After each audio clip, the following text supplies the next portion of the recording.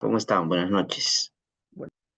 Vamos a trabajar el día de hoy un asunto desde el lado tanto teórico como práctico.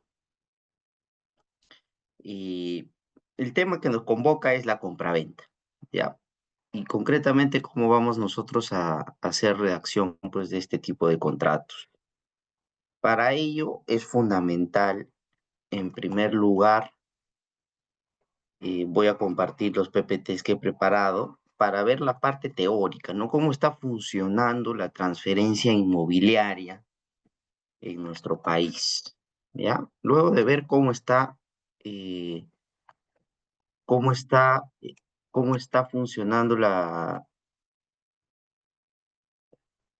cómo está funcionando el, la materia inmobiliaria, concretamente la transferencia que fundamentalmente se hace a través de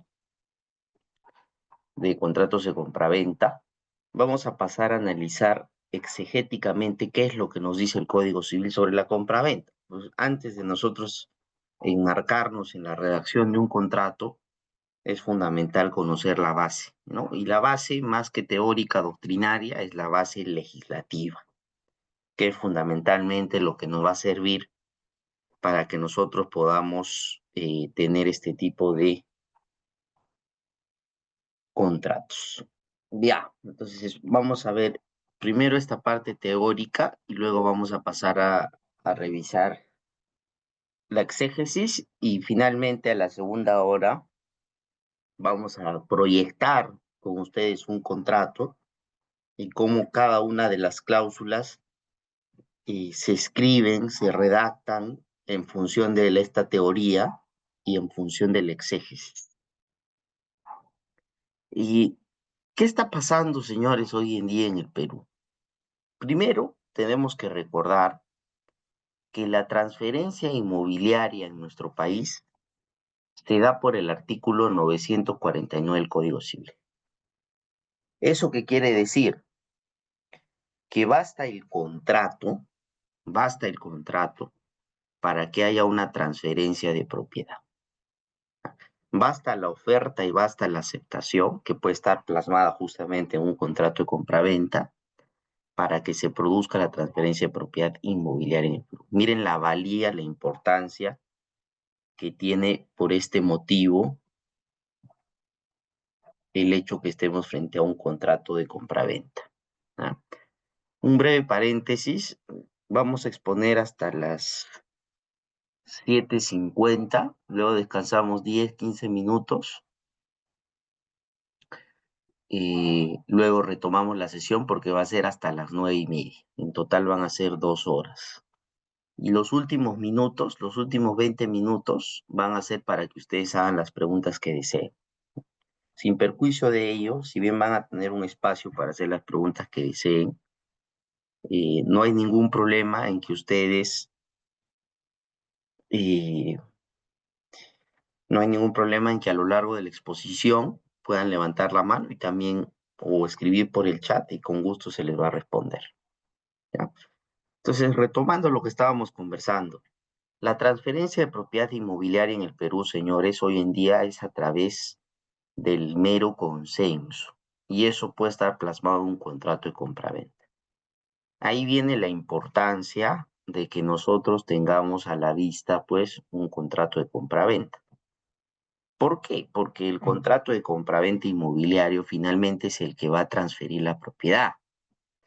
Imagínense que yo hoy día, con Maritza, que se encuentra presente en la sesión, celebro un contrato de compraventa a través del cual yo le digo a Maritza que le transfiero la propiedad de mi departamento y Maritza manifiesta su voluntad aceptando la transferencia de propiedad del departamento. Y en el momento en el que se produce la aceptación, en ese momento ya se produce la transferencia de propiedad inmobiliaria, ¿ya? Muy importante. En el Perú, señores, no se transfiere la propiedad con el registro. Muy probablemente en esta clase, porque me ha pasado en otras sesiones, no solo están abogados, están arquitectos, están gestores inmobiliarios, están corredores inmobiliarios, que no necesariamente han visto esto. Por eso yo empiezo con toda esta base teórica. No es el registro público, señores, el que transfiere la propiedad en el Perú. Ahí viene la residencia de la importancia del contrato. Ni tampoco la escritura pública, que seguramente ustedes en la práctica pues han ido a escriturar su contrato de compraventa. No, tampoco en el escenario de la escritura pública se produce la transferencia de propiedad en el Perú. Se produce desde el momento en que hay oferta y aceptación, y para eso basta un contrato simple. Incluso podría ser un contrato verbal. Otro tema es la prueba de la propiedad, ¿no? Porque, por ejemplo, yo puedo celebrar un contrato con Maritza y después lo desaparezco y no dejamos rastro del contrato. Evidentemente, si yo quiero probar que ya hubo la transferencia, va a ser pues difícil de que haya una prueba respecto de dicha transferencia en la medida que estaremos frente a una situación y frente a una situación en la que no hay documento. Para eso, señores, es lo único que sirve fundamentalmente el notario público, porque para evitar que se desaparezca el papel y que no tenga una prueba, pues evidentemente nosotros vamos por seguridad. Yo y Maritza recurrimos a un notario público para que eleve esa compraventa de escritura pública. Y esa elevación a escritura pública, pues finalmente lo que produce es que haya un documento que ha sido dado de fe por un funcionario público, como es, bueno, hay quien cuestiona que sea un funcionario público, pero en todo caso, por un sujeto cuyas potestades han sido dadas por la ley y que puede, pues, eh, dar fe de ese papel y quedará en su acervo documentario la escritura pública, ¿no? Entonces, claro, esta escritura pública, al quedar en el acervo documentario, ya permite tener pues mayor fehacencia de que no va a poder perderse, ¿no? Y hay un mecanismo de prueba. ¿Y qué pasa con el registro? El registro, señores, tampoco es el mecanismo que transfiere la propiedad. La propiedad se transfirió en el momento uno, en el momento en que hubo oferta y aceptación. La escritura pública sirve como un mecanismo de oponibilidad, pero no es más que eso, un mecanismo de oponibilidad, perdón, un mecanismo de prueba. El mecanismo de oponibilidad será el registro público, que llegará al registro justamente para que su derecho del adquirente se vea oponible frente a los demás sujetos. Esta oponibilidad le permite decir que su derecho está protegido frente a los demás sujetos, ¿ya? De ahí reside la importancia de tener, pues, esta oponibilidad, ¿ya? Pero no transfiere la propiedad, sino que estamos en un escenario en el que ya la propiedad se transfirió en el momento uno, en el momento en que hubo el contrato de compraventa, ¿ya? Y esto es importante porque antes de redactar nuestras cláusulas contractuales tenemos que saber en qué momento se transfiere la propiedad. Antes de redactar también nuestro contrato, tenemos que saber que en el Perú existen las dobles ventas. Por eso hay que cuidarse. Por eso vamos a ver en este curso, en la sesión del día de hoy, que no basta solo con escribir nuestro contrato, que si bien ahí ya se transfiere de acuerdo al Código Civil, por un tema práctico es indispensable y escriturarlo y llevarlo al registro para obtener la protección del sistema legal, ¿ya? ¿Por qué? Porque, por ejemplo, existen las dobles ventas. Hoy en día yo celebro un contrato con Maritza, como claramente se les ha explicado, ya se transfiere la propiedad del inmueble, ¿ya? Ya se, ya se transfiere la propiedad del inmueble, pero resulta que yo sigo siendo el titular registral. Y como titular registral puedo celebrar un segundo contrato de compraventa. Imagínense que celebro ya un contrato ineficaz, porque ya no soy el dueño, pero celebra un contrato de compraventa con Jorge. Y resulta que Jorge lleva al notario ese segundo contrato y le inscribe.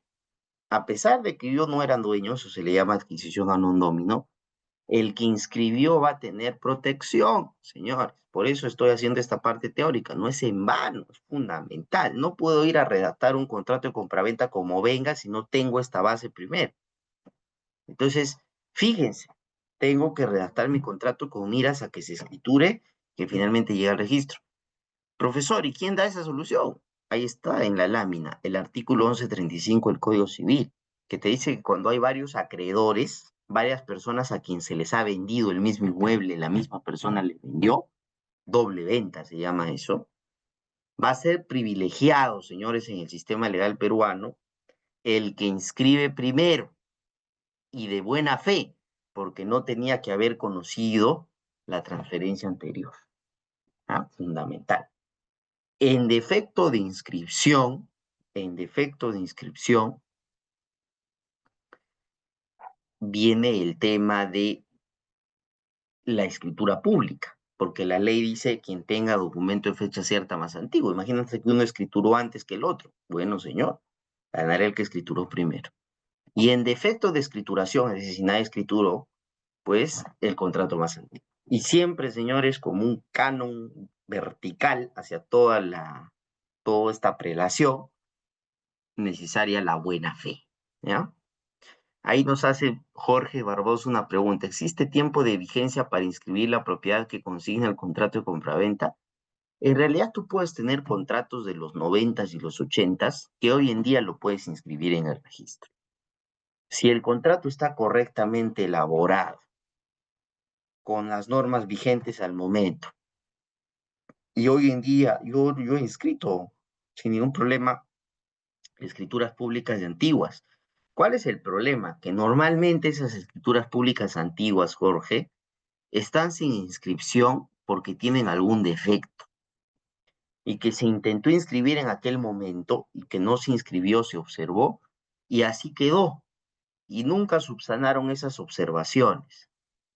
Y que, eso hace que este contrato, esta escritura pública, Jorge, finalmente, a pesar que intentemos inscribirla el día de hoy, hay un problema. El registrador nos va a observar. Pero si tú tienes una escritura, por ejemplo, del 2000, del 2010, que simplemente no lo has inscrito porque no te dio la gana de hacerlo, ¿qué pasa en algunos escenarios? Esa escritura pública la puedo presentar como un título el día de hoy y no habrá ningún problema en que pues obtengamos la inscripción del mismo, siempre y cuando se cumplan todos los requisitos formales de la escritura. Luis Antonio pregunta, ¿un contrato privado de compraventa se puede elevar a escritura pública? Por supuesto que sí, por supuesto que sí. Nosotros hacemos nuestro contrato de compraventa, Luis Antonio, una minuta, ¿no?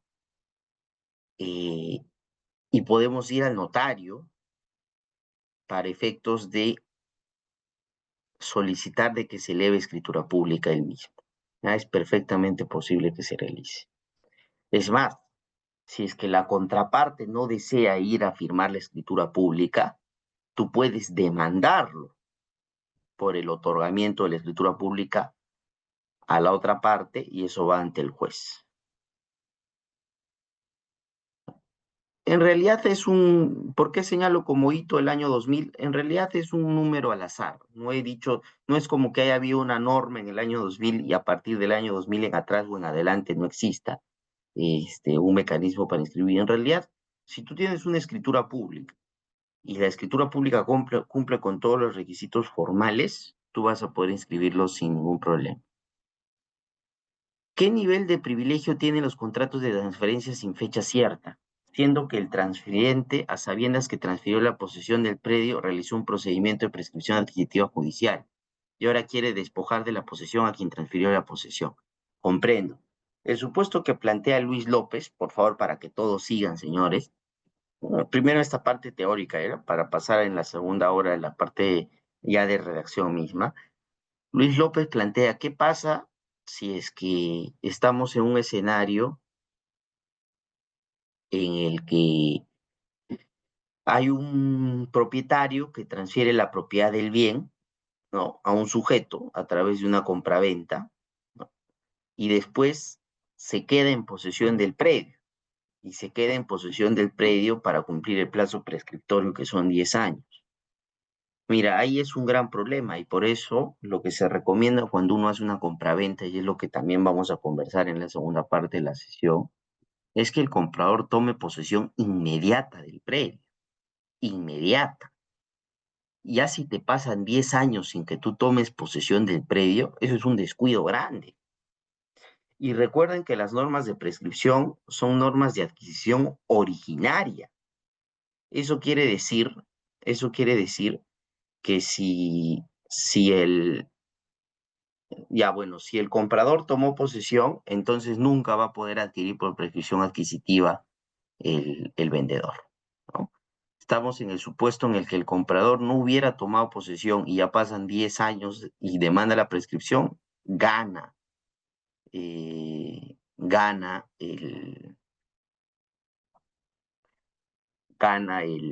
¿cómo se llama? El prescribiente. Pero si el comprador toma posesión del predio, inmediatamente interrumpe su plazo prescriptorio del otro. El tema es cuando no toma posesión. En este caso, si el prescribiente demanda, por ejemplo, no, yo vendí, pero ya soy propietario nuevamente porque me quedé 10 años y cumplí todos los requisitos de la prescripción. Ya, en ese escenario,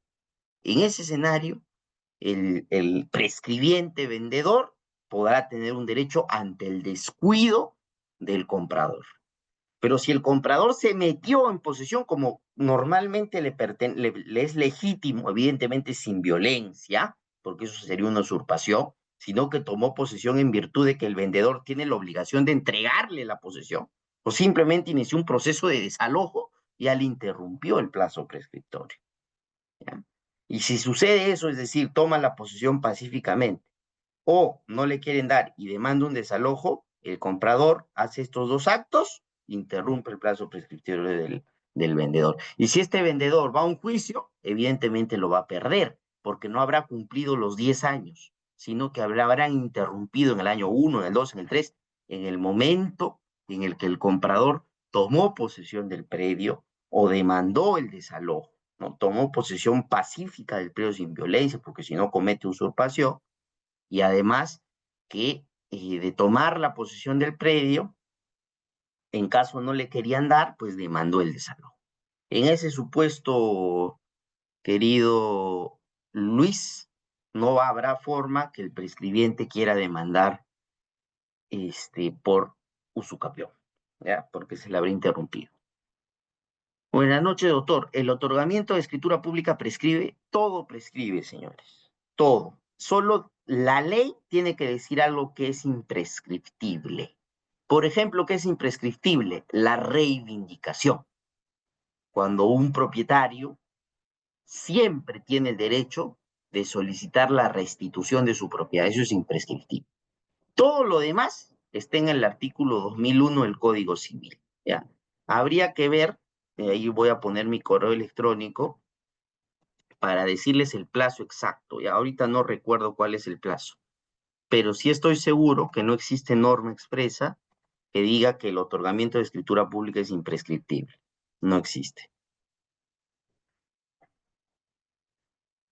Perfecto. Ahí está mi correo. Me escriben para, por ejemplo, si quedan algunas dudas, como el detalle exacto de cuál es el plazo prescriptorio del otorgamiento de escritura pública, sin ningún problema me escriben y yo les voy a responder, ¿ya? Entonces, fíjense lo interesante. Está muy bien todas sus preguntas, porque antes de nosotros escribir un contrato, tenemos que tener todo este panorama. Por ejemplo, vamos a escribir el contrato, pero vamos a tomar posesión inmediatamente. Vamos a escribir el contrato y en el contrato vamos a poner que no le pago la cancelación del precio hasta que me entregue la posesión del predio, por ejemplo, porque ya sabemos que pueden pasar estos problemas. ¿Qué más? Posesión inmediata. ¿Qué más? Voy a llegar al registro, señor. No, que basta la compraventa como me dijo mi profesor.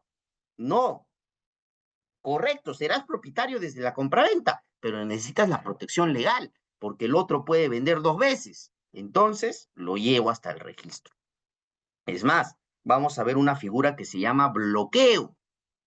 Y el bloqueo nos permite separar nuestra prioridad en el registro antes de que se inscriba la escritura pública. Fundamental hacerlo cuando son operaciones grandes, porque ¿quién te garantiza a ti que el vendedor en el momento que tú estás haciendo tu compraventa está haciendo de mala fe una segunda compraventa más rápida con otro?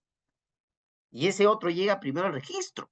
Entonces, existe la figura del bloqueo para que podamos realizar esas anticipaciones y anticiparnos a los conflictos. ¿Qué más tenemos que saber como teoría? Tenemos que saber, señores, que existe, por ejemplo, el conflicto entre derechos reales. Imagínense que yo celebro un contrato de usufructo con ustedes y luego celebro un contrato de compraventa. El comprador, señores, va a tener que verificar que había un usufructo inscrito. Nuevamente, este curso no está dirigido únicamente a abogados. Yo sé que en estos cursos ingresan ingenieros, arquitectos, incluso me ha tocado alguna vez que han ingresado eh, gestores inmobiliarios, corredores, etcétera. Entonces tienen que saber toda esta base, ¿no? Porque si no, se meten en problemas. ¿Qué tenemos que hacer entonces antes de hacer nuestro contrato, por ejemplo? Revisar pues la partida registral. Ese es el mensaje. No solo revisar para ver quién es el propietario que va a vender, sino necesariamente revisar incluso los títulos archivados, ya no solo los asientos, para efectos de ver que no haya cargas ni gravámenes, que no esté hipotecado. ¿Cómo es posible que van a hacer, hacen un contrato de compraventa y el inmueble está hipotecado, señores? Tremendo problema. O resulta que había un usufructo, ahí resuelve el artículo 2022 el problema, y resulta que había un usufructo y este usufructo pues va a prevalecer, de manera legítima va a prevalecer frente al, frente al derecho de propiedad, ¿ya? Entonces, mucho cuidado. Y finalmente tienen que conocer que existe pues el famoso principio de fe pública registral, fundamental para todo marco previo a la elaboración de un contrato. Si una persona compra confiando en el registro, es privilegiado, siempre y cuando, señores, actúe a título oneroso, es decir, que gaste su plata, que en el registro no haya rastro de la nulidad o de ineficacia o la patología del anterior transferente, es decir, que no había forma de que tú sepas que quien te estaba vendiendo no era el dueño, en palabras sencillas, porque no estaba en el registro. Y además, que inscribas tu adquisición, ¿no? Y que no conste estas patologías en el registro y que seas un tercero en la relación. Esta normita es fundamental, señores, porque a ustedes los protege cuando hagan operaciones inmobiliarias, un contrato, por ejemplo, que llega al registro, si estaban contratando con la esposa, pero resulta que el predio no era de la mujer, sino que era de la sociedad conyugal conformada por la mujer y su marido. Ese contrato, señores, hoy en día es nulo, ya lo ha dicho la Corte Suprema. Pero si ese señor les vende a ustedes y ese comprador les vende a otro tercero y tú no sabías, no tenías forma de saber que la mujer estaba casada, entonces eres protegida por el sistema, ¿ya? A pesar que haya nulidad en la cadena de transferencias, ¿ya? Eso es importante que también lo conozcan, ¿ya? Previo a la redacción. Y algo fundamental que yo he investigado, ¿ya? Estas son casaciones que le pueden tomar un screenshot ahorita, eso es vital, clave, ya les he hecho un trabajo ahí de búsqueda casatoria. Estas casaciones que ustedes ven son útiles porque nos permiten ver que en el Perú existe discrepancia de posiciones. Esto probablemente va a llegar a un pleno casatorio, es decir, a las salas supremas para que discuten qué hacemos en el Perú, porque sigue habiendo posturas diferentes respecto de una misma temática y que influye en las compraventas, que es el tópico del día de hoy. ¿Cuál es?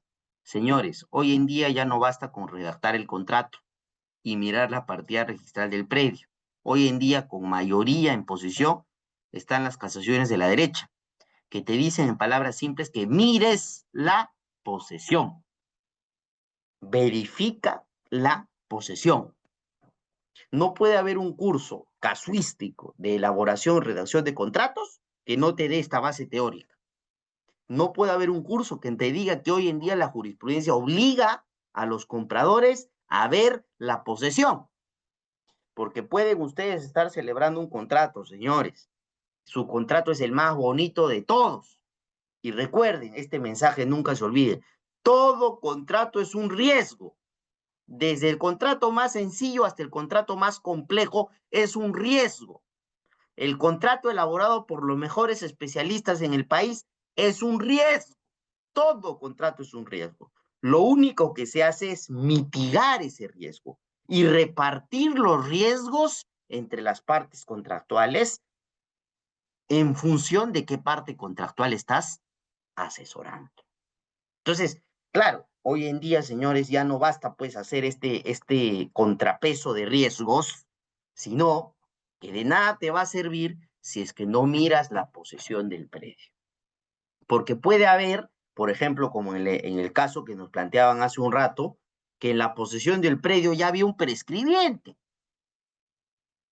que no había inscrito pues su titularidad en el registro, pero ya es propietario, porque el Código Civil dice que ese señor es propietario por prescripción adquisitiva y que su prescripción es declarativa. Entonces, señores, si es que eso es así, estamos frente a un propietario cuya verificación posesoria me alertará los ojos para decir, oye, acá no compro, no compro. ¿Cómo es posible que el vendedor, que era el señor Juanito, no me haya dicho que había un Pedrito hace 20 años viviendo en su casa que me quiere vender? No, no compro la propiedad. El contrato más bonito, mejor elaborado, no sirve porque no verificaste la posesión inmobiliaria. ¿Ya?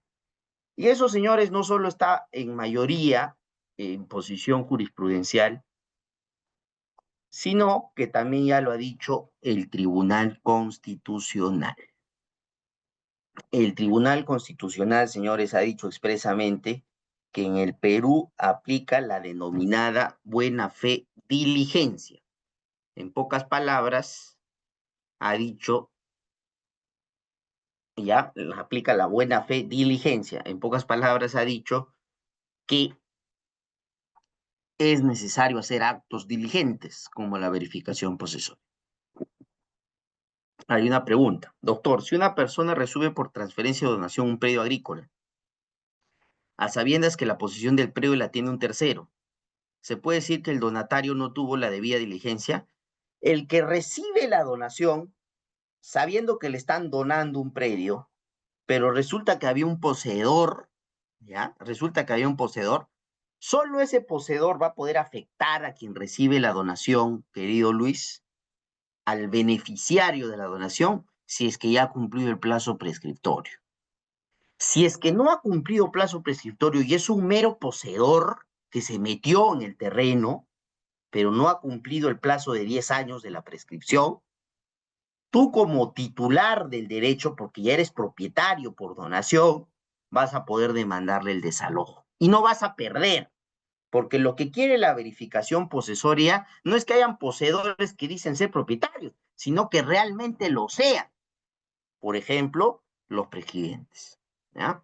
Entonces, si ese poseedor, pues es un simple poseedor precario, porque se metió en tu tierra y tú has recibido esa tierra en donación, vas a poder desalojarlo sin ningún problema con tu nuevo título. ¿Ya? Perfecto. A ver, creo que hay una más, una pregunta más. En predios rurales tengo entendido que el plazo de prescripción es de 5 años. Déjame verificar la norma, ¿ya? El plazo del Código Civil son 10 años cuando hay mala fe, ¿ya? Y 5 años cuando hay justo título y buena fe. Esa es la normativa del Código Civil. No tengo mapeado, nuevamente me escribes al correo, si es que existe norma expresa en predios rurales de 5 años, aplica la regla especial, ¿no? En principio no debería existir, porque no me da lógica por qué para los predios del común de las personas son 10 años y a los rurales 5. No le encuentro lógica, pero si existe la ley, pues hay mandato legal que lo determine, ¿ya? Entonces, habiendo visto estos pequeños alcances iniciales, ahora lo que vamos a hacer es repasar, señores, la legislación respecto de la compraventa, ¿ya? Y efectivamente, ahí viene Jorge, ¿no? Antes de pasar. Todo ello se da porque nos regimos por un sistema declarativo, es cierto, pues. Sería mejor reformar y regirnos por un sistema constitutivo, es cierto, ¿no? Si tuviéramos un sistema constitutivo en el registro, sería pues otro mundo, ¿no? Pero ahí hay toda una discusión, porque no hay duda de que el sistema constitutivo es mejor que el declarativo, pero la gran duda es, ¿estamos preparados para un sistema constitutivo? Esa es una gran discusión que existe pues en la dogmática. Muy bien, me parece excelente sus intervenciones, eso es fundamental porque la clase es eso, que hagan preguntas y no se queden con dudas, ¿ya? Entonces vamos a lo que nos convoca el día de hoy principalmente. Ya sabemos cómo está el mercado, ¿no? Ya sabemos que tenemos que ver posesión, ya sabemos que tenemos que inscribir, ya sabemos que tenemos que ir al municipio a revisar el HRPU, ya sabemos todo eso. Con todo eso en mente, vamos a ir a la legislación de compraventa para que en la segunda parte yo les muestre un contrato y ustedes, pues, y nosotros verifiquemos cómo se escriben las cláusulas contractuales, ¿ya? Primero, toda la base teórica que es fundamental. ¿Qué nos dice la norma? Si nos vamos al artículo 1529, nos dice que por la compraventa el vendedor se obliga a transferir la propiedad de un bien al comprador y éste a pagar su precio en dinero. Mucho cuidado, dinero. Eso es un contrato típico. Estamos hablando que la contraprestación, señores, en la compraventa es dineraria. Entonces, en el contrato, si tú pones bien por bien, eso es una permuta que no nos convoca el día de hoy. El día estamos en un asunto de compraventas, ¿ya? Estamos, señores, en un asunto de compraventas y tenemos que ver, pues, justamente cómo funciona la compraventa. Tiene que haber una contraprestación en dinero, plata. ¿Puede acontecer consolidación? Sí, la consolidación se da, por ejemplo, cuando haya un usufructuario. Tú eres el usufructuario del predio y tú como usufructuario le compras al propietario, ahí se consolida tu propiedad. Los gastos de entrega del bien son a cargo del vendedor. El vendedor tiene que asumir los gastos de entrega. Y los gastos de transporte, en caso sea compraventa de un bien mueble, a un lugar diferente del cumplimiento, son a cargo del comprador, ¿ya? Es decir, el comprador, si digamos tú estás comprando un bien mueble, acá estamos en el inmobiliario, pero es bueno que sepamos estas normitas. Si es que vamos a transportarlo, ¿quién tiene que pagar? Tiene que pagar el comprador, porque estoy comprando una computadora que está en Lima, pero lo vamos a transportar al Cusco.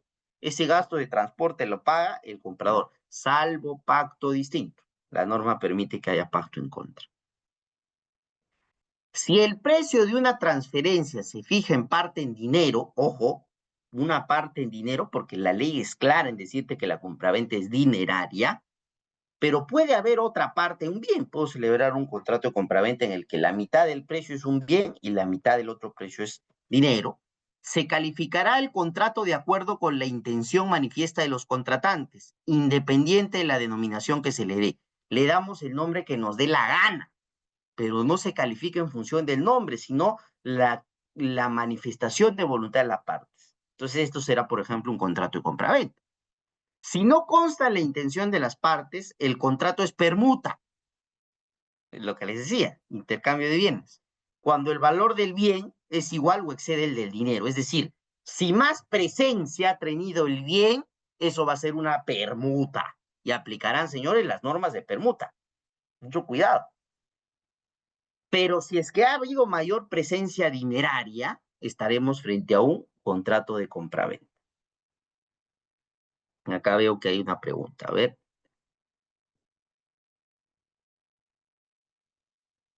El retracto especifica que la venta es exclusiva a los copropietarios o también puede vender a terceros. El derecho de retracto, Ángel, es un derecho que tienen los que dice la ley. Uno de ellos que tiene el derecho de retracto es el copropietario. Esto lo dice específicamente las normas de retracto, que ahorita te las voy a dar. Las normas de retracto están desde el 1592, ¿ya? ¿Y quiénes son los que pueden ejercer el retracto? Está en el artículo. ¿Quieres que comparta pantalla? Ya, está bien, para que tengan mejor visión, ¿ya? A ver, a ver, a ver. Vamos a compartir la pantalla. Las normas del retracto, señores, están en el Código Civil, en la parte pertinente del retracto, ¿ya? Ya, por ejemplo, nos vamos acá a la parte del retracto, van a ver quiénes pueden ejercer el retracto. El retracto lo puede ejercer el copropietario en la venta a tercero de porciones indivisas.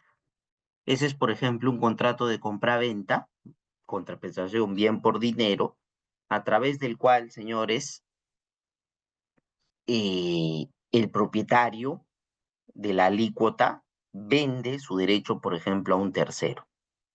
El otro copropietario tiene derecho a decirle al tercero, oye, ¿sabes qué? Tú, señor, sabías que acá había copropiedad. Ejerzo el retracto. Yo me vuelvo en copropietario de mi alícuota, de la alícuota que compraste, y te doy la plata. Eso es en sencillo el retracto, ¿ya? Y fíjense que no solo lo puede hacer el copropietario, lo puede hacer el litigante en caso de venta contra el bien que se esté discutiendo judicialmente. Qué interesante. El litigante puede, en caso de venta por el contrato del bien que se está discutiendo judicialmente, el propietario en la venta del usufructo y a la inversa. Qué interesante. Si transfiero el usufructo, el propietario puede ejercer el retracto. Y al revés, el usufructuario puede celebrar, ejercer el retracto y si es que hay que comprar. Miren, señores, todo se aprende. El propietario del suelo y el superficiario en la venta de los respectivos derechos. Qué interesante. Si hay un superficiario, yo puedo ejercer el retracto. Si el superficiario, recuérdense el derecho de superficie, por ejemplo, el del arcomar, que es un derecho que te doy a edificar, si vende el predio, también puedo ejercer el retracto. Interesante. Los propietarios de predios urbanos divididos materialmente en partes no pueden ejercitar los derechos de propietario sin someter a las demás partes a servir un servicio de menor valor. El propietario de tierra colindante, cuando se trata de la venta de la finca rústica, cuya cabida no excede la unidad agrícola o ganadera mínima, o cuando aquella o reunidas no excedan dicha unidad. ¿Ya? Casos más poco usuales, ¿no? Poco usuales. Los que se pueden dar más en la vida práctica, señores, de retracto, es el copropietario, clásico, el caso del usufructo y el caso de la superficie. Interesantísimo conocer que existe todo esto. ¿Verdad? A ver, que nos decía, doctor, comparta la pantalla. Ahí está Yesenia para que puedas ver las normas. El retracto especifica que la venta es exclusiva y copropietario también puede vender a terceros. Mira, en el retracto, señor Ángel, lo que sucede es que el copropietario le vende a un tercero y que el otro copropietario le toca la puerta a ese tercero que compró y le dice, oye, tercero, tú sabías que esto era copropiedad. ¿Sabes qué? Te fregaste. Estoy dentro del plazo del retracto y por lo tanto, toma tu plata. Tú estás obligado a mí como copropietario a transferirme la propiedad de ese bien. Y te subrogas, esa es la palabra legal. En pocas palabras, en palabras sencillas, te pones en los zapatos del comprador, ¿ya? Te pones en los zapatos del comprador y pagas el precio de la venta, ¿ya? Y pagas el precio de la venta, ¿no? A mí no me gusta quedarme sin entender nada, ¿ya? Mire, vamos a ver estos dos supuestos. Siempre es bueno conocerlos. Dice, queda clarito el del litigante, ¿no? Entonces, estamos en un juicio, el litigante puede retraer. Queda clarito el del propietario en la venta del usufructo y al inverso, el suelo y el superficiario, ¿no? ¿Por qué no en una servidumbre, ¿no? Interesante. No, porque el retrato lo establece la ley, ¿no? Eso lo dice expresamente. Miren, ¿ah? Miren cómo todo se concatena. ¿Ya? Por eso que un abogado inmobiliario no solo puede saber derechos reales, tiene que saber, señores, también el Código Civil en general. El derecho al retracto es el que la ley le otorga a determinadas personas. No, el retraso nace por ley, señores. Entonces solo son los supuestos determinados en el 1599. Y es interesante, fíjense que dice, los predios, los propietarios de predios urbanos, divididos materialmente en partes, los lotizo, que no pueden ejercitar sus derechos de propietarios sin someter las demás partes del bien a servidumbres. Ah, qué interesante. Que no puedo salir a la calle si es que no someto el bien a servidumbre o a servicios que disminuyan su valor. Qué interesante. El propietario de la tierra colindante, si eres mi vecino, cuando se trate de la venta de una finca rústica cuya cabida no exceda de la unidad agrícola o ganadera mínima respectiva, o cuando aquella esté reunida o no exceda dicha unidad. ¿Ya? Supuestos menos frecuentes, pero que hay que tenerlos mapeados. ¿Ya? Fundamentalmente es el del copropietario, y ese es en función de la respuesta que se le tiene que dar, pues. El contrato de compraventa dice expresamente que debe ser en dinero, pero ¿se entiende por dinero también algún título o valor como el cheque? No. En realidad, el cheque, compadre, lo que tiene es, contiene el dinero. Por ejemplo, cuando nosotros hacemos un contrato de compraventa, hay un cheque de gerencia. Eso es algo que yo les voy a enseñar en la práctica. Señores, fundamental, si ustedes hacen operaciones grandes, lo que tienen que pedir al vendedor, al comprador, si ustedes son abogados del vendedor, es pedir cheques de gerencia. Pero ese cheque de gerencia en el fondo es plata, porque en el banco tú vas y cobras el cheque. No, no es que el cheque es lo que vale es lo que está detrás del cheque, que en el fondo es dinero. ¿Ya?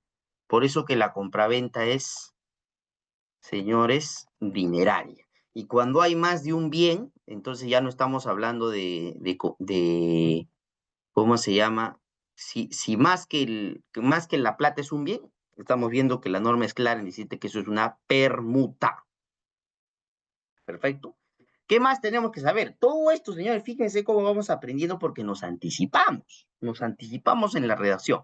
En la segunda parte vamos a redactar un contrato, pero primero entendamos la lógica que está detrás de la compraventa. Pueden venderse los bienes existentes o que puedan existir siempre que sean determinados o susceptibles de determinación y cuya enajenación no está prohibida en la ley. ¿No? ¿Puedo yo venderte un bien que ya existe? ¿Un teléfono? ¿O puedo venderte un teléfono que está por existir? Está determinado, es susceptible. Eso es la famosa venta de bien futuro. Si cuando se hizo la venta había perecido una parte del bien, fíjense, ¿no? Una parte del bien se deteriora, el comprador tiene derecho a retractarse, miren señores, del contrato o a una rebaja del menoscabo, ¿no? Si cuando se hizo la venta había perecido, es decir, estamos celebrando en la notaría y resulta que una parte del bien ha perecido. Miren, la ley nos dice que el comprador tiene derecho a retractarse del contrato. Me retracto, señor, ya no es el mismo bien. O a una rebaja por el menoscabo. No, tu bien ya no vale 100, vale 80. Seguimos con la operación con 80. Si no, chao. En proporción del plazo que se pasó, ¿no? Es fundamental tener en cuenta eso en caso pues suceda. La compra con cheque, por ejemplo, cheque de gerencia se considera permuta. No, es una compraventa, Gladys. Es una compraventa. No se considera permuta, es una compraventa, porque lo que está detrás del cheque, en el fondo, es dinero. Jorge nos hace una pregunta interesante. Pese a que haya sido por hecho natural, por ejemplo, un terremoto, ese es el tema del caso fortuito, ¿no? Ese es el tema del caso fortuito. Pero acá la norma es clara. No está diciendo que tiene que ser con culpa o dolo del vendedor. Dice que simplemente pasa el evento de menoscabo. Y entonces, si pasa el momento de menoscabo por un terremoto, todavía no estaba mi esfera de riesgo. Fíjense, señores, cómo los riesgos, ¿no? Todavía no estaba en la esfera de riesgo del comprador. Por lo tanto, puede retractarse de la venta.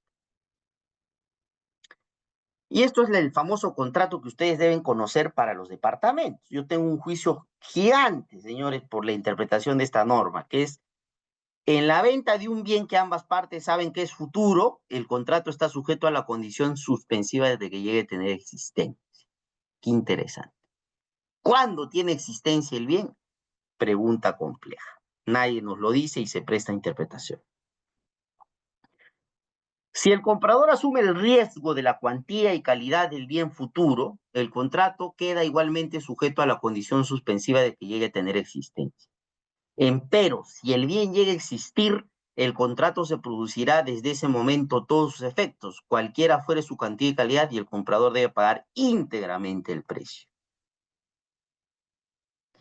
En los casos del 34 y del 35, compraventa bien futuro, si el comprador asume el riesgo de la existencia del bien, el vendedor tiene derecho a la totalidad del precio, aunque no llegue a existir. Fundamental, señores. ¿Dónde vamos a poner los riesgos? Ya les he enseñado. En el contrato.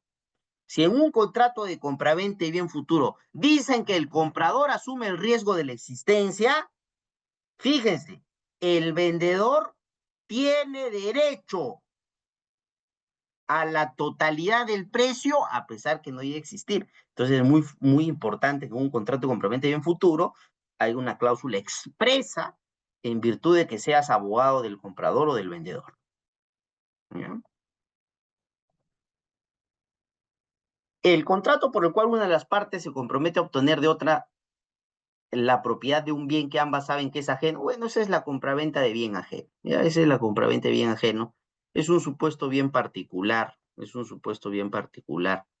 Es un supuesto bien particular que rige pues cuando se vende bien ajeno. ¿Los notarios elevan escritura pública minutas de compraventa de bien futuro? Por supuesto que sí. Eso es el día a día, señor. Se puede escriturar una compraventa de bien futuro. ¿O quedan en minutas? No, se escritura, querido Dante. Es bueno que tú sepas, porque si estás inmerso en el rubro inmobiliario, pues se escrituran los contratos de compraventa de bien futuro.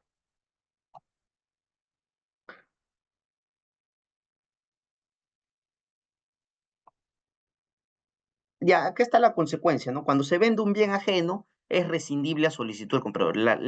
Yo enseño acto jurídico en la Católica, y acá tendríamos que hablar de la existencia, validez, etcétera. Es todo un mundo el acto jurídico. Pero en palabras sencillas, cuando hay venta de bien ajeno, lo que se hace es la rescisión del contrato, ¿ya? Salvo que hubiese habido pertenencia, pero eso es un supuesto bien particular.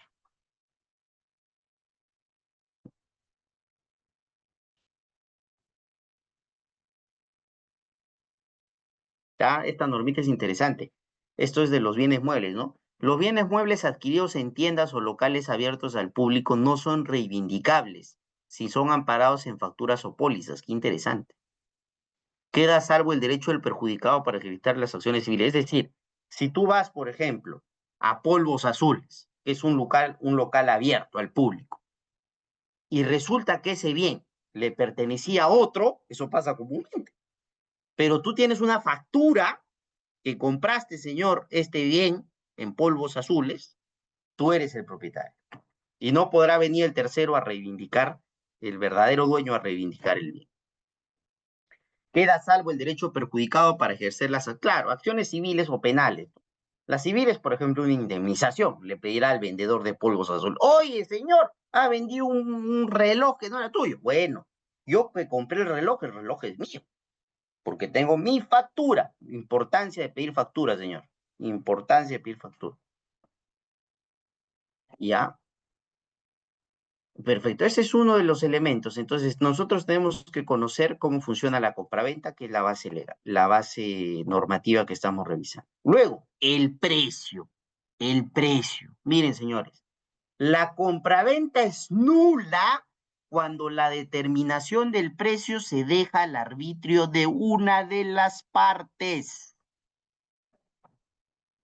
No es posible que el precio se deje al arbitrio del comprador o al arbitrio del vendedor. Tiene que haber una común voluntad para determinar el precio. Si solo se le deja al comprador, el contrato es nulo. No tiene vida, señores, mucho cuidado. ¿Ya?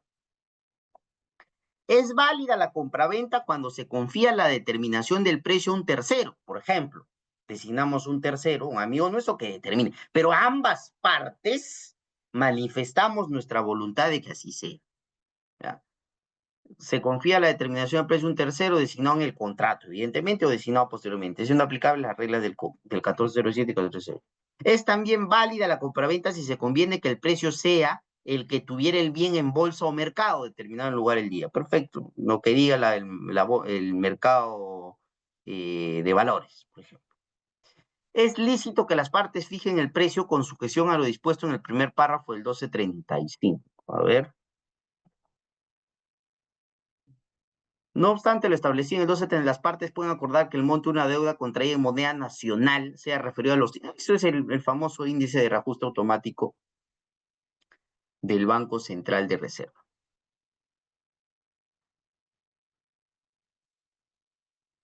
Ese es el famoso reajuste automático del Banco Central de Reserva. Fíjense, ustedes están aprendiendo el día de hoy que existen diversas normativas que normalmente pues un arquitecto, un ingeniero no conoce. Tiene que conocer, porque si no, ¿cómo haces el contrato? ¿Cómo haces el contrato?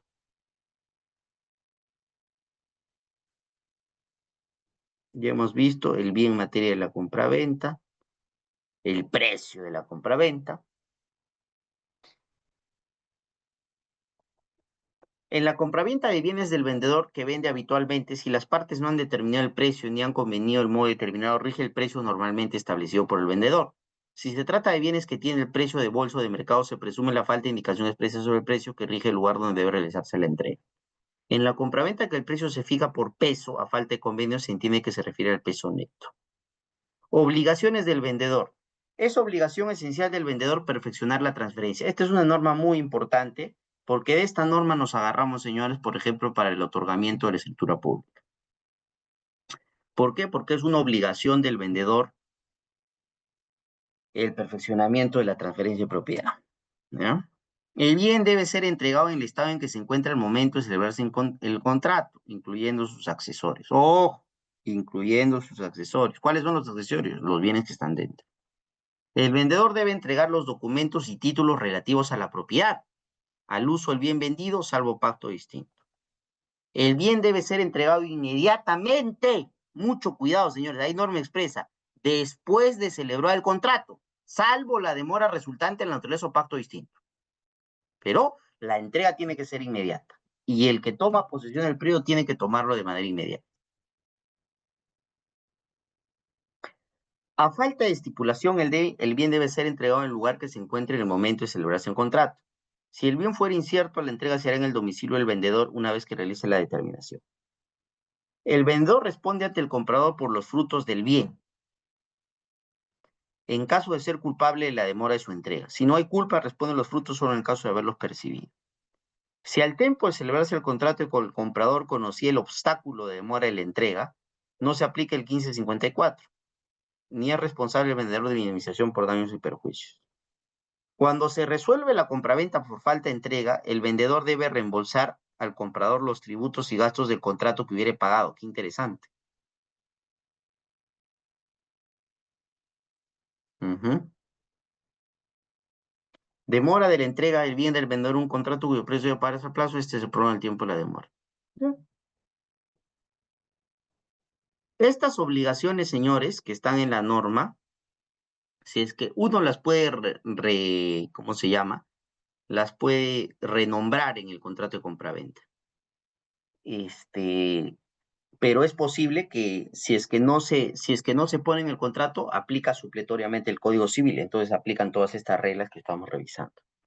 Doctor, es cierto que muchos contratos se quedaban como escritura pública a nivel notarial y no derivaban a registros como para escribir, pero ahora con las plataformas digitales el notario directamente cobra el trámite completo, incluyendo el derivado de los partes notariales. Por supuesto que sí. Hoy en día, señores, uno va al notario y existe el SIC notario. ¿Ya? Ya no es como antes. Y esto es digital. Escanean, firma digital, chao. Enviado el asunto. Entonces es importante también que conozcan eso. Obligaciones del comprador. El comprador evidentemente está obligado a ¿qué? A pagar el precio, ¿no? En el momento, en la manera y el lugar pactados.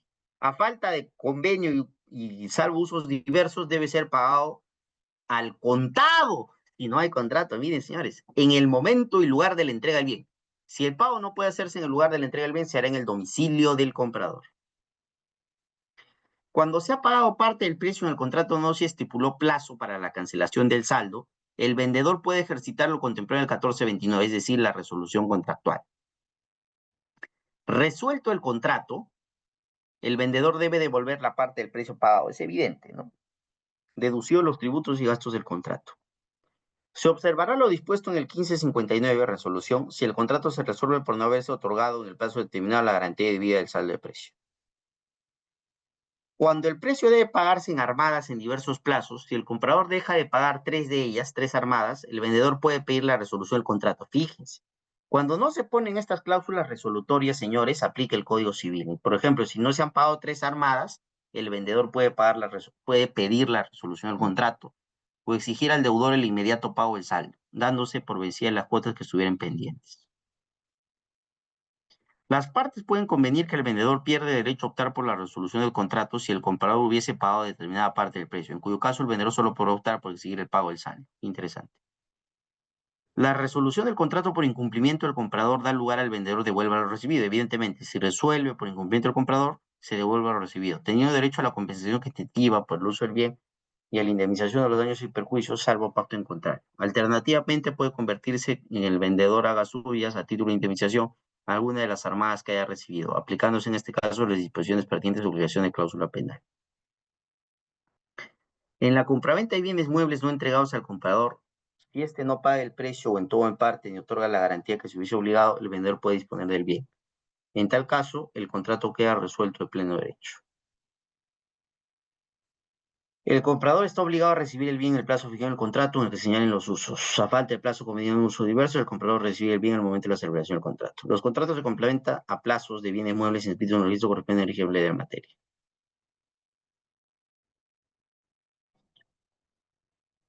Transferencia al riesgo. Esto ya es lo último, ¿ya? Para pasar a un pequeño break. Es importante tener estas normitas en la cabeza, ¿ya? El riesgo de la pérdida de bienes ciertos no imputables a los contratantes pasa al comprador en el momento de su entrega. Es evidente. El riesgo se transfiere con la entrega. Si te di el celular y se perdió, ya el riesgo, pues te entregaron el bien, ¿no? Asume el comprador. En el caso del 1567, el riesgo de la pérdida para el comprador antes de la entrega de los bienes, si encontrándose en su disposición no lo recibió al momento de señalar el contrato para la entrega. En el caso de la compraventa de bienes por peso, número, medida, se aplicará el 1568. Encontrándose los bienes a disposición, el comprador no ocurre en el momento señalado en el contrato o determinado por el vendedor. Si aplica el comprador, el vendedor expide el bien en lugar distinto a aquel en el que se entrega, el riesgo de pérdida pasa al comprador al momento de la expedición. Acá está compraventa sobre medida, eso ya son detalles, ¿no? Compraventa sobre documentos, pactos que pueden integrar la compraventa.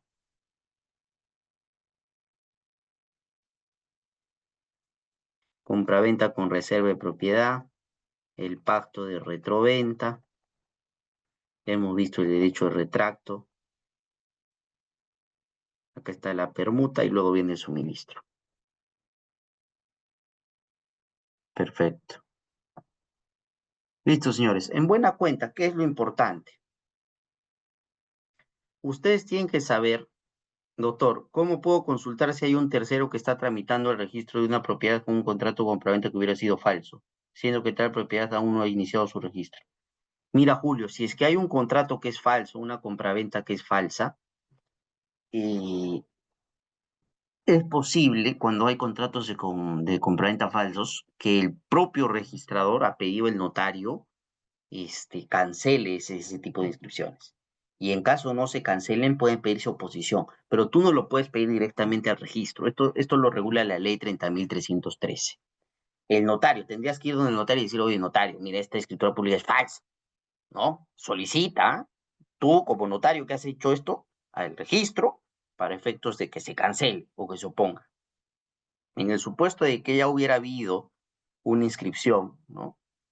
En ese supuesto, pues necesariamente estaremos en un evento en el cual vas a tener que iniciar un proceso judicial. Y vas a tener que iniciar un proceso judicial para efectos de judicialmente cuestionar justamente la falsedad documentaria del caso. ¿Ya? Listo, señores, ya estamos entonces con un breve resumen de las normas más importantes, cómo está el contexto inmobiliario de la compraventa. Ahora vamos a descansar unos 15 minutos, ¿ya?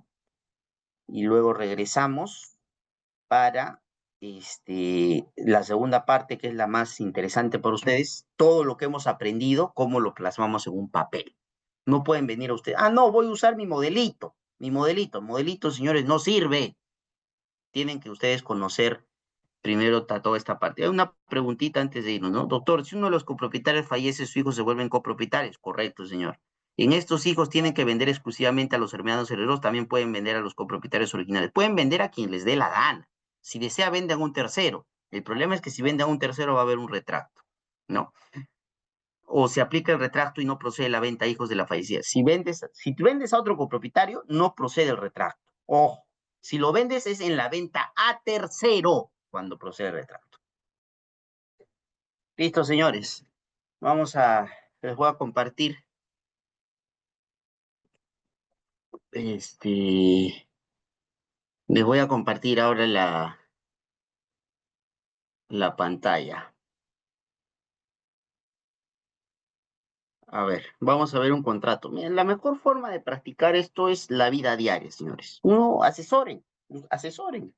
Lean el Código Civil, asesoren. Y la práctica es lo que hace, pues, al maestro. Finalmente ustedes van a aprender, pero este curso sirve para que puedan, de alguna manera, ver cómo funciona esto, ¿ya? Acá hay un contrato de compraventa. Vamos a ver. Ya sabemos nosotros la teoría. Normalmente, pues, esta minuta la,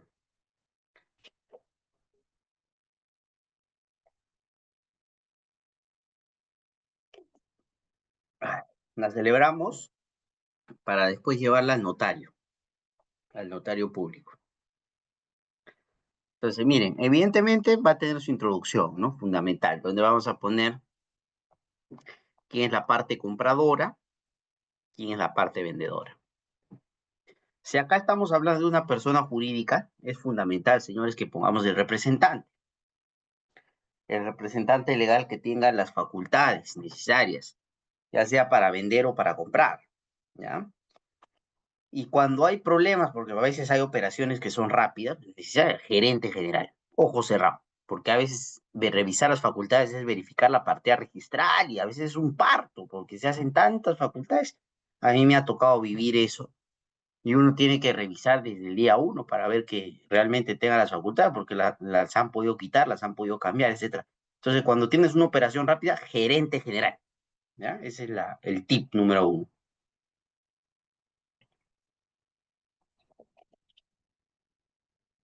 Luego, siempre hay una cláusula de antecedentes. Por ejemplo, en esta cláusula de antecedentes se pone que el vendedor es propietario de un inmueble. Siempre poner la partida registral del inmueble, señores. Fundamental. Esa es la determinación. Poner la partida registral del predio.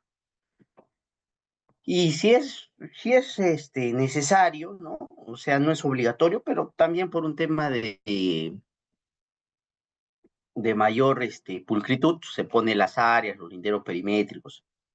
O si no, simplemente se hace referencia a que los linderos y las áreas están en la partida.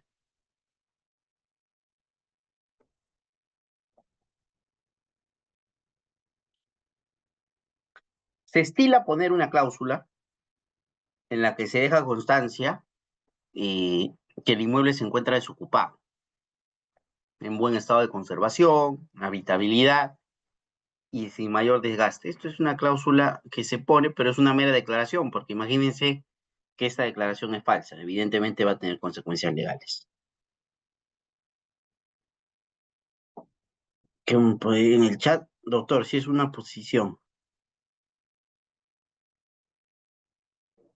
No entendí la pregunta, Emil. Si no, amplíala para absolverla. Ya, entonces, en los antecedentes es importante poner eso. Hay casos complejos. Por ejemplo, cuando el que está vendiendo es solo la mujer, pero en realidad debió vender la sociedad conyugal. Todos esos antecedentes se ponen. Cuando son copropietarios, en los antecedentes hay que poner. Los copropietarios son tal, tal, tal. Pedro, Juan, María, Juanita, etcétera. Todos con sus alícuotas. Siempre que se va a vender el bien objeto y va a ser todo el bien, se necesita, ya saben ustedes, manifestación de voluntad de todos los copropietarios.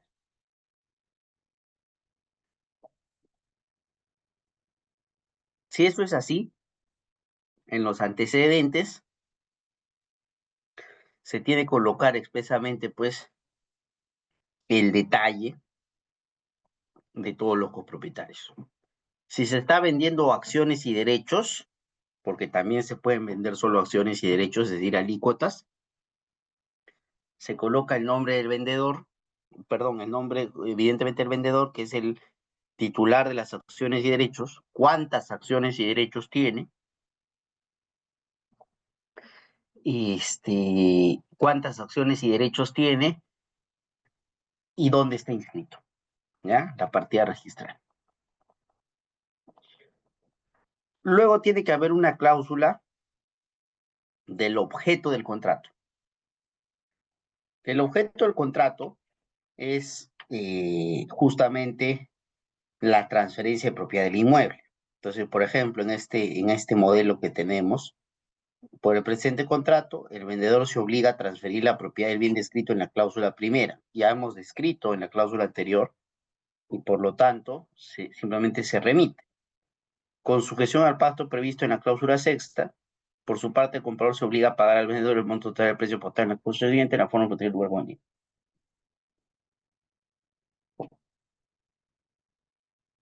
El objeto, como les digo, en la compraventa es justamente la transferencia de propiedad. Por lo tanto, se pone cuál es el bien objeto de la compraventa. Luego tiene que haber una cláusula de precio, lugar y forma de pago. Podemos poner el total del precio, que asciende a una cantidad de soles. El comprador cancelará el dinero íntegramente o por armadas, depende, ¿no? Acá normalmente lo que yo recomiendo es que se pague un monto a la minuta y el monto final a la escritura pública, la firma de la escritura pública, ¿ya? Y dependiendo, si eres abogado del comprador, yo les recomiendo siempre que con contraentrega, entrega de la posesión, de las llaves, ¿ah? Porque si no, pues imagínense que hay un poseedor ocupando ahí, ¿no? Doctor, cuando dentro de la celebración de un contrato notarial de escritura pública de transferencia, el vendedor declara que tiene la posesión del predio, pero en realidad la posesión es de un tercero, ¿es posible pedirle al notario que pida al registro público la anulación de la inscripción? No, no es posible. Es una declaración falsa, pero ya si el contrato está inscrito, Luis, y ya la escritura pública que se lleva al registro, eso simplemente es una declaración falsa. Ya no puedes levantar esa escritura pública. Lo que podrás hacer es demandar, hacer un juicio en el cual lo demandes al propietario porque decía que era el poseedor y ha mentido. Le puedes pedir una indemnización, pero no puedes solicitar que se levante la inscripción.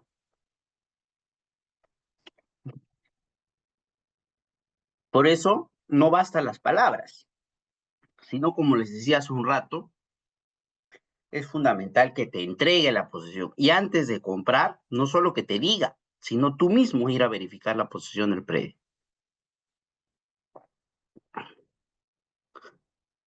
Tú mismo tienes que ir a verificar la posesión del predio. ¿Ya? El lugar y el pago de las armadas en el domicilio del vendedor. Bueno, acá pues puedes poner. Por ejemplo, en este tipo de cláusulas que recomiendo, cuando son montos fuertes, el pago siempre con cheque de gerencia. Siempre. Y además de eso, se puede otorgar una garantía hipotecaria. Ustedes ya saben que existen las hipotecas legales, que cuando hay un saldo de precio, hay garantía hipotecaria. Pero yo siempre recomiendo que el mismo contrato lo dejes claro, porque hay registradores que se les pasa. Entonces, en el mismo contrato constituye una garantía hipotecaria. ¿Y cómo constituimos la garantía hipotecaria? Hacemos una cláusula adicional en la cual ponemos lo siguiente, que el vendedor ha pagado un precio, pero no, perdón, el comprador ha pagado parte del precio. Imagínense que el inmueble era 30 millones de dólares. Ha pagado 25 y debe 5. Entonces, por esos 5 se puede otorgar una garantía hipotecaria respecto del mismo bien, por ejemplo, ¿no? Que está adquiriendo. En caso incumpla, se lleva a ejecución judicial y en ejecución judicial, pues se vende, se remata el inmueble y se cobra la deuda. ¿Ya? Eso se puede hacer a través de una cláusula adicional. Acá se hizo un pacto de reserva de propiedad. Se puede hacer, pero no es común. ¿Ya? Eso es en casos contados con los dedos. Obligaciones de las partes. El vendedor se obliga a entregar el bien objeto de la prestación a su cargo en la fecha de firma. Mire, en este caso, por ejemplo, la entrega es a la escritura. Así es lo que yo recomiendo. A la fecha de la escritura se entrega.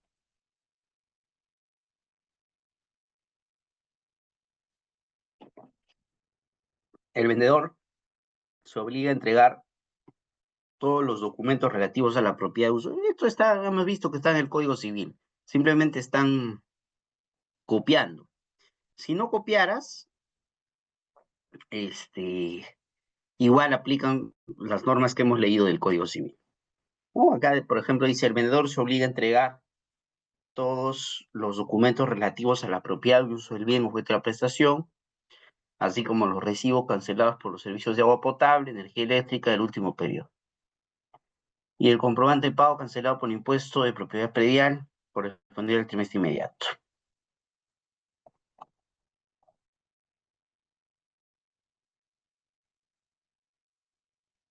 Obligaciones de saneamiento.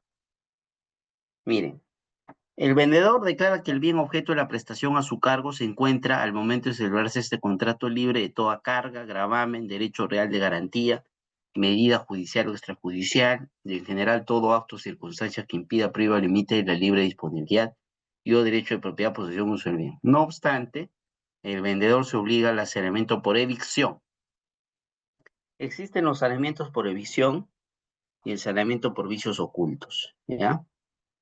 Se estila poner también este tipo de contratos el saneamiento, ¿ya? No obstante, la declaración del vendedor, en la cláusula segunda de este contrato, en relación al perfecto estado de conservación y habitabilidad del bien objeto de la prestación a su cargo, aquel se obliga al saneamiento por los vicios ocultos. También, normalmente esto se usa pues para efectos de los vicios ocultos, por ejemplo, cuando se entrega un bien mueble, ¿no? La compraventa de un bien mueble. Porque en la compraventa de un bien mueble, pues puede ser que el bien haya tenido un vicio que no era evidente, ¿no? Y tiene que alguien responder por esos vicios. Se estila también poner una cláusula de gastos y tributos. A ver, esperen.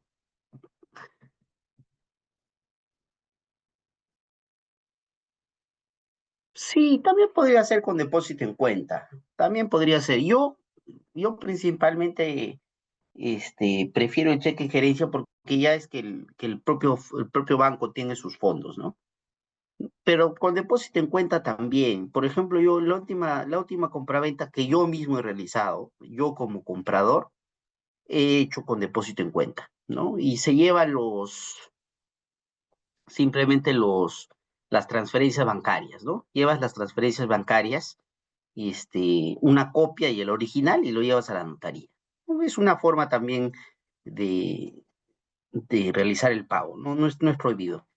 Lo del cheque de gerencia es porque es habitual, ¿ya? Siempre recomiendo el cheque de gerencia en la medida que es un monto que ya lo tiene, pues, te aseguras de que el monto esté en el banco, ¿no? Pero también es aceptable el tema del depósito en cuenta. Ya, tiene que haber una cláusula de gastos y tributos, ¿no? Por ejemplo, las partes se acuerdan que todos los gastos y tributos que origine la celebración van a ser asumidos en este caso por el comprador.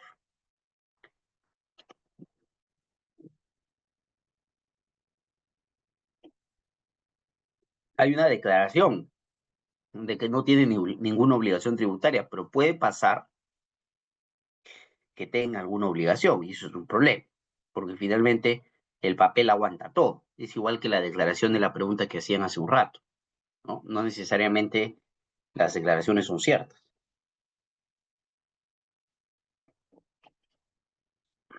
En las relaciones personales entre las partes, el vendedor asumirá o reembolsará al comprador, si es el caso, los tributos que corresponden al bien. En materia de la venta antes de la transferencia, el comprador por la parte de los tributos que generan la transferencia. tenemos que poner una cláusula de domicilio, donde pongan las comunicaciones en el domicilio, y una cláusula de litigio, ¿ya? Una cláusula de litigio. Normalmente, pues, se estila poner en los tribunales de justicia, ¿ya? No se estila poner, cláusula arbitral. ¿Qué cláusulas creen que faltan acá?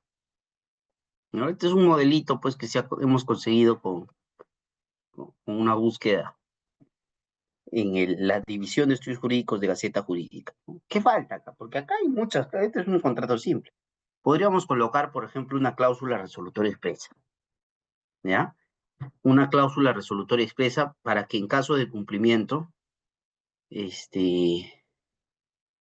una penalidad, correcto, Gladys, eso era lo segundo. Además de la cláusula resolutoria expresa, podemos colocar una cláusula penal en caso de incumplimiento, porque esa cláusula penal implica, pues, ya es un adelanto a la indemnización. Una cláusula penal en caso de incumplimiento, por ejemplo, del precio.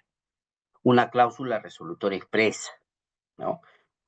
Una cláusula que permita salirme del contrato, también, también. La cláusula adicional de la garantía hipotecaria también es posible de colocar, ¿ya? Pero en buena cuenta, lo que tiene que tener su contrato de compraventa, lo básico, es lo que hemos apreciado en este documento. Los antecedentes, que es justamente donde se encuentran todo el detalle del predio, la ubicación del predio, la inscripción registrada del predio. Si hubieran antecedentes relevantes, también se coloca en esta cláusula. Luego está el objeto del contrato, que es justamente la transferencia de propiedad inmobiliaria. ¿Cuándo se resuelve un contrato de pleno derecho? Existen, Gladys, tres formas de resolver un contrato, y para todos. Existe la resolución judicial, que es, por ejemplo, ante el incumplimiento de un contrato de compraventa, imagínense, uno va al Poder Judicial para efectos de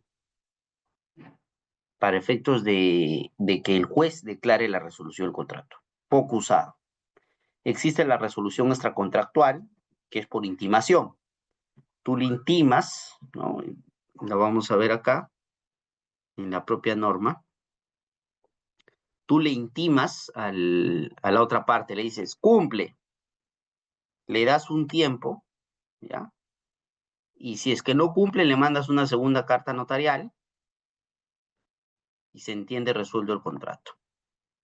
Y la cláusula resolutoria expresa es cuando se conviene una obligación claramente determinada y si no y se incumple esa obligación, querida Gladys, le mandas una carta y le dices, este contrato está resuelto de pleno derecho, porque ha habido el incumplimiento de esa obligación. Todo eso está regulado en el artículo 1428, que dice, por ejemplo, en el contrato con prestaciones recíprocas, cuando alguna de las partes falta su cumplimiento de su prestación, la otra puede solicitar el cumplimiento de resolución del contrato. Y en uno u otro caso, la indemnización a perjuicio. A partir de esa ficha de aceptación de la demanda, la parte demandante queda impedida cumplir la prestación. En el caso del 1428, si la parte perjudicada con el cumplimiento de la otra parte requiere mediante carta por vía notarial para que satisfaga su prestación, dentro de un plazo no menor de 15 días. Esa es la cláusula resolutoria del 1429, bajo procedimiento de que en caso contrario el contrato queda resuelto. Si la prestación no se cumple dentro del plazo señalado, el contrato se resuelve de pleno derecho, quedando a cargo del deudor de indemnización de daños y perjuicios. Y lo que nos importa es el 1430. Puede convenirse expresamente en el contrato, se reserva cuando una de las partes no cumple determinada prestación a su cargo, establecida con toda precisión. La resolución se produce de pleno derecho cuando la parte interesada comunica, mírate, comunica a la otra que quiere valerse de la cláusula resolutoria. Entonces, en pocas palabras, te voy a poner un ejemplo, Gladys, y todos para que sigan la línea. Imagínense que pactamos que el precio de venta son $3 millones. El primer millón se paga a la firma de la minuta. El segundo millón se paga a la firma de la escritura pública. y el tercer millón un mes después de la firma de la escritura pública. Y resulta que tú pones ahí, si no me pagas el tercer millón, en el día 1 de abril del 2025, pues ya no estamos, en el 1 de mayo del 2025, se resuelve el pleno derecho.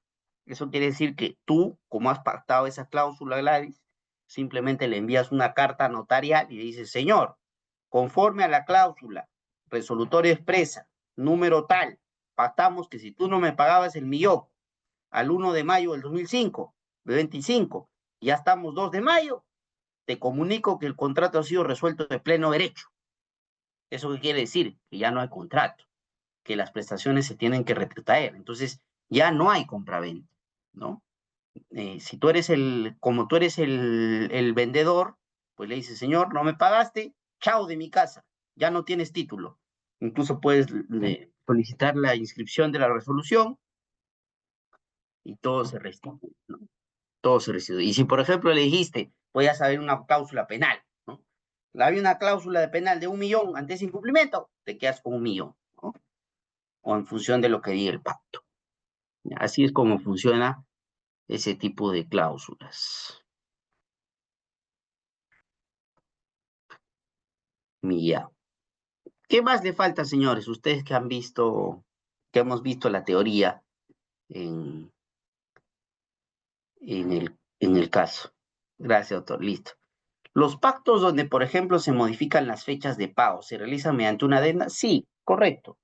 Podemos celebrar, Kevin, un contrato, digamos, que el pacto, pues antes de que se resuelva el contrato de pleno derecho, pactamos una adenda y decimos, señores, ampliamos el plazo tal, ya no será el 1 de mayo del 2025, será el 1 de junio, y decimos, ¿no? Por lo tanto, la cláusula resolutoria expresa queda modificada, en el sentido que se gatilla la resolución el 1 de junio, ya no el 1 de mayo. Y eso se hace efectivamente a través de una adenda. ¿Qué es una adenda? Una adenda es justamente un documento que modifica un contrato. Y esa adenda puede ser utilizada, por ejemplo, para las modificaciones de los plazos, para las modificaciones de fechas de pago. Efectivamente, como pregunta usted. Sigamos. ¿Qué más? ¿Qué más le falta? Ya hemos visto que podemos ponerle una cláusula de penalidad, una cláusula de resolución contractual, fundamental, pues bueno tener esas cláusulas. Una cláusula de salida, ¿no? Poder tener acá también podríamos poner una cláusula arbitral, si es que no queremos irnos al Poder Judicial. ¿Qué más? ¿Qué más notan? Este contrato yo creo que sí se inscribe, tiene todo lo básico, ¿no? Pero como les decía, todo contrato, señores, es un riesgo, ¿no? Y al ser un riesgo, pues todo contrato tiene que, nosotros como abogados o como redactores del contrato o algún empresario que puede estar en la sesión, tiene que saber que lo que se busca es mitigar los riesgos frente con estos contratos, ¿no? ¿Qué otra pregunta hay por acá? ¿Podría explicar cómo actuar frente a una cláusula leonina? Miren, si hay cláusulas leoninas, entiendo cláusulas, eso pasa mucho en los contratos de compraventa de bien futuro, ¿no? Cláusulas abusivas. Uno podría cuestionarla ante el INDECOPI, ¿ya? Pero ahí hay un gran problema, que tú aceptaste la cláusula, ¿ya? Y acá siempre nos regimos por la autonomía privada. Lo que va a decir la otra parte siempre es, ¿para qué firmaste? Tú aceptaste esta condición, tú aceptaste esta condición. Pero en caso, pues, tú necesites cuestionar esa cláusula porque tú ves que ha habido, pues, un abuso, ¿no? De parte de la otra parte, podríamos cuestionarlo, por ejemplo, en el mercado inmobiliario a través del INDECOPI, ¿no? Por ejemplo, y no solo eso, nosotros podemos ser el INDECOPI, esto es un rubro bien interesante en el mercado inmobiliario, por ejemplo, cuando no te entregan el departamento, no te entregan en el plazo determinado el departamento, pues nos vamos al INDECOPI para que haya una sanción. Te entregan el departamento con imperfecciones, puedes irte al INDECOPI para una sanción. ¿Ya? Y es más rápido, porque irte al Poder Judicial involucra más años. ¿Ya? El INDECOPI es una buena salida. el Indecopi es una buena salida.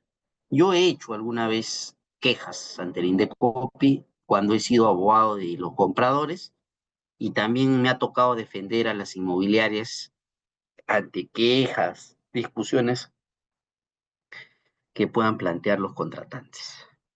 ¿Ya? ¿Qué más, señores? Hemos visto, pues, en la práctica cómo podemos redactar. Esto lo pueden hacer tranquilas, sin ningún problema. No necesita ser abogado para esto. Conocer las cláusulas, un abogado va a tener mejor perspectiva, ¿no? Pero ustedes, si alguno es ingeniero, arquitecto, puede hacer su contrato, sin ningún problema. Evidentemente, siempre, como les he dicho, con la base legal a la mano, ¿no? El Código Civil importante, las normas que hemos leído y las normas que están abajo, que también no nos dio el tiempo de leer, pero con el marco legal no hay ningún problema en escribir un contrato de compraventa. Cláusula conciliatoria en caso de conflictos. Podría ser, Luis, podríamos poner una cláusula conciliatoria, pero en realidad, aun así que tú no pongas la cláusula, igual puedes conciliar. Entonces, no es indispensable, ¿no? Y evidentemente, si por ejemplo hay un incumplimiento contractual, vamos a poder irnos al Poder Judicial para demandar el cumplimiento. Pero antes de irnos al Poder Judicial, ya saben ustedes, ya saben ustedes que tenemos que conciliar previamente. Y no importa que no haya cláusula, porque a la conciliación vas por una discusión, ¿ya? A la conciliación vas por una discusión. Y recomienda actuar directamente ante el Indecopio mediante estos organismos que se dedican. No, yo actuaría directamente al Indecopio. Yo presento mi denuncia, eso se llama denuncia, contra la cláusula y solicito pues que haya una revisión o incluso una sanción a la inmobiliaria que me hizo firmar esa cláusula. En caso de terrenos, ¿es recomendable igual tomar posesión ni bien se realiza transacción? Sí, recontra recomendable. ¿Qué hago normalmente yo? Yo me dedico también al negocio inmobiliario. Si hay la compraventa de un terreno, cercarlo. No hay plata para poner ladrillos, un cerco de material noble, de adobe. No hay plata para adobe, no importa palos y alambres, pero cercarlo inmediatamente. Eso es fundamental. Ese ya es un acto posesorio, querido Kevin, que te permite a ti pues tener la posesión del predio y proteger, ¿no? Y es un acto posesorio que además, en caso de algún defecto en el contrato de compraventa, te permitirá este, te permitirá defenderte, ¿no? Este, incluso,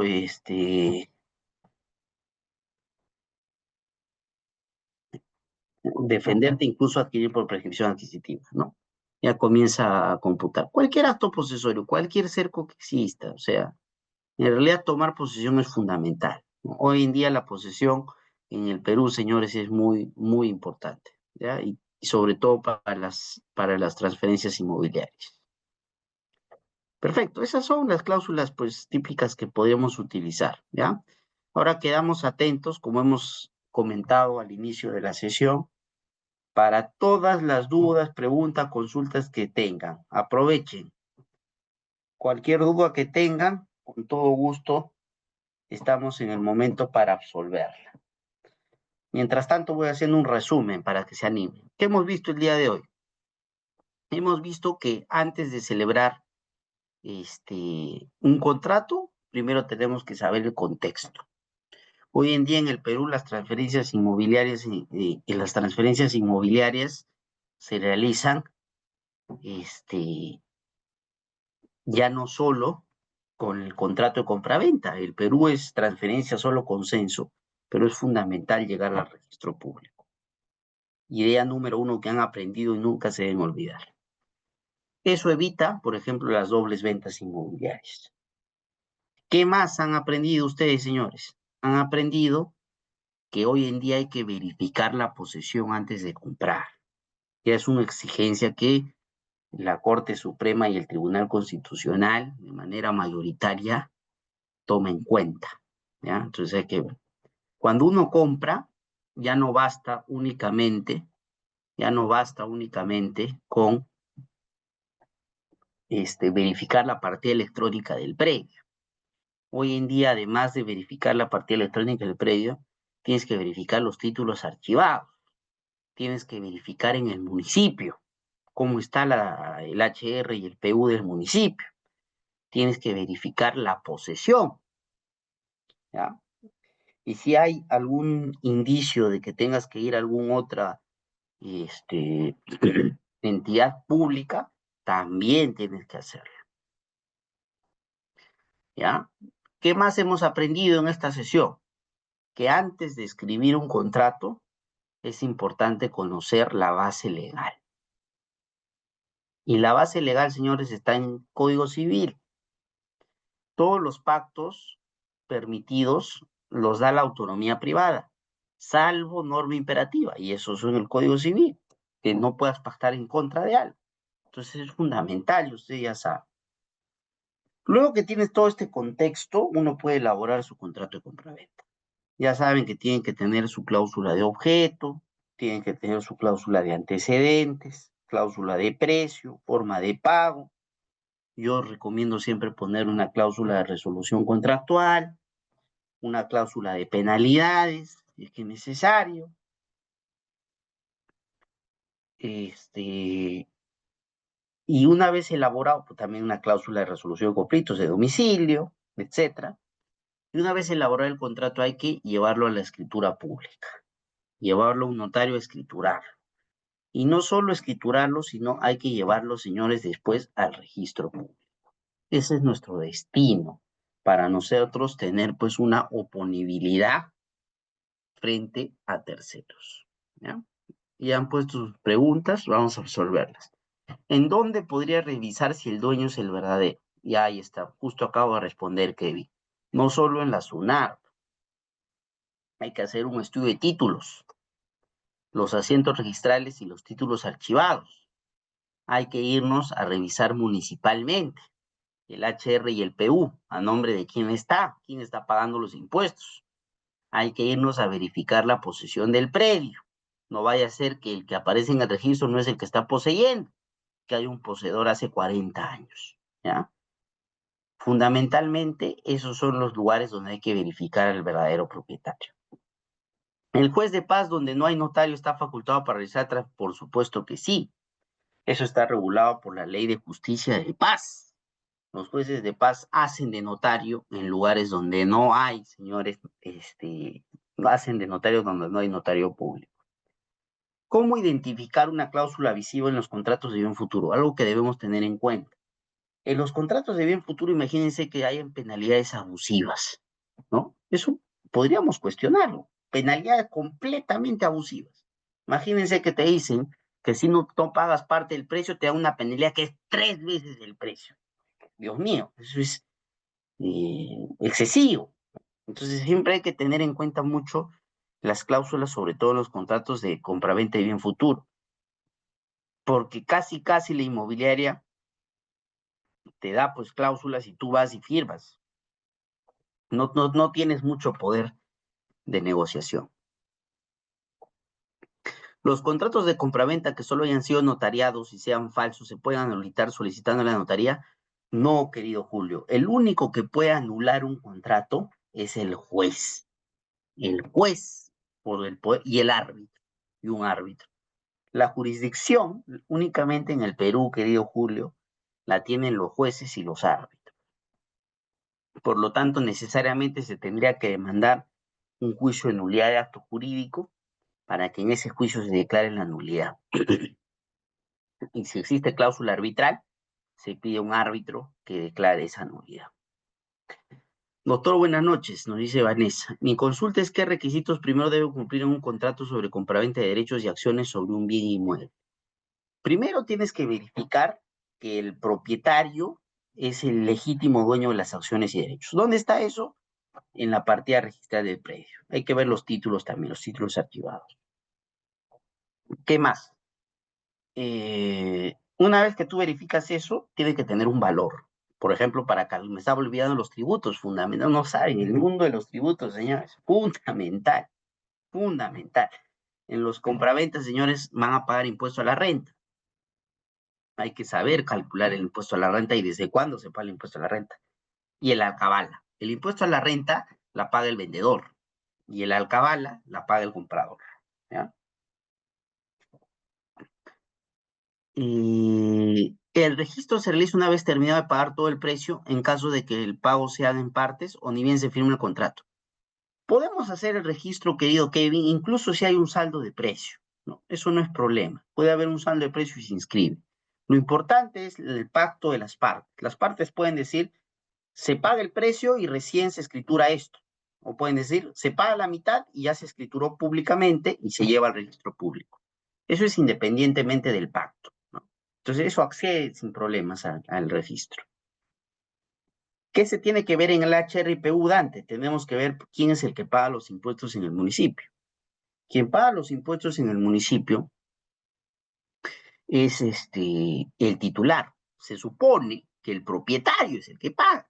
Entonces no vaya a ser, porque esto pasa, que hay veces municipios aceptan que un determinado poseedor o que hacen falsifica un título, etcétera, y que pasen otro, no digo la municipalidad, sino le hacen llegar un título falso que no puede ver, que no tiene forma de revisar, y resulta pues que estamos frente a un título falso. Por eso es fundamental ver el HRPU, porque quien paga esos impuestos, querido Dante, es el propietario. Entonces, si todo está ordenado, el titular registral Juanito va a ser el que paga los impuestos en el municipio Juanito, desde hace 10 años. Y además es el poseedor Juanito. Si esos tres están correctos, yo te recomiendo comprarlo. Si hay algún defecto, hay que averiguar con mayor este, detalle, si es que existe alguna complejidad. ¿Ya? ¿Alguna otra duda, pregunta, consulta, señores?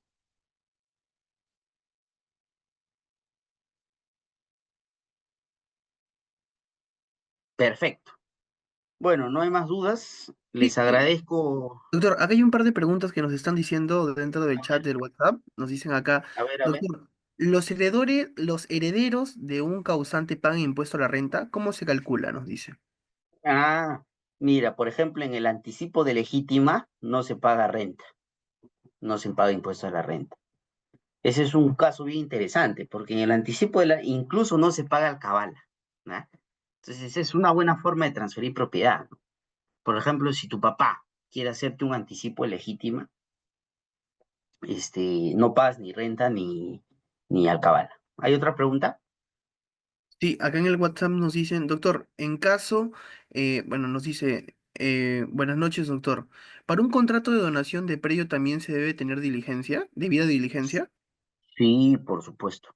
Si tú quieres que realmente adquirir bien la propiedad, también tienes que ir a verificar el predio, porque finalmente te están donando, ¿no? Te va a doler menos porque no has ganado plata, pero igual estás perdiendo un predio. Por lo tanto, es importante la diligencia. Bien, acá nos dicen, buenas noches, doctor. El día de ayer me llamó una clienta que tenía casa de campo en provincia y que una persona se había metido, pero ella me dijo que no quería denunciar por usurpación, porque está en el extranjero. Así que le planteé que realice un contrato de arrendamiento, pero ella me dijo que otro abogado le habría dicho que mejor un contrato de guardiana. ¿Cuál sería mejor, doctor? Podrían celebrar el arrendamiento, lo bueno es que va a tener una renta, ¿no? Una renta. En la guardianía, al contrario, vas a tener que pagar el poseedor por la guardianía, salvo que sea a título gratuito. Lo ideal, en ese caso que alguien se mete en casa ajena, querido Emil, se debería hacer una denuncia de usurpación. Pero como no quiere realizarla, no va a ser más bien quiere llevar la fiesta en paz, yo recomendaría que sea un contrato de arrendamiento, porque de esa forma obtenemos una renta por parte del poseedor, ¿no? Porque si hacemos un contrato de guardianía, la contraprestación sería hacia el poseedor. En cambio, en el arrendamiento, la contraprestación sería hacia el propietario. Bien, doctor, acabo de revisar el chat y esas han sido todas las preguntas que nos han formulado. Agradecerle nuevamente su participación. De igual forma, desearle los mejores éxitos y parabienes en su vida profesional, como viene realizándolo en la actualidad. Y ya para finalizar, lo escuchamos, palabras finales de su parte, doctor, para poder cerrar la presente sesión del día de hoy. Muy amables, les agradezco mucho, ha sido una clase bien participativa, esa es la idea. Me encanta cuando hay gente muy interesada en estos asuntos. Esto se aprende con la práctica, entonces es cuestión del día a día, los años a uno le dan experiencia. Y bueno, espero que haya sido una clase útil para que ustedes también puedan ejercer en su actividad profesional. Y a Juris P, muchas gracias, ya es la tercera vez que estamos un curso y espero que no sea la última, sino que sigamos trabajando juntos. Un fuerte abrazo. A usted, doctor, muchísimas gracias a todos.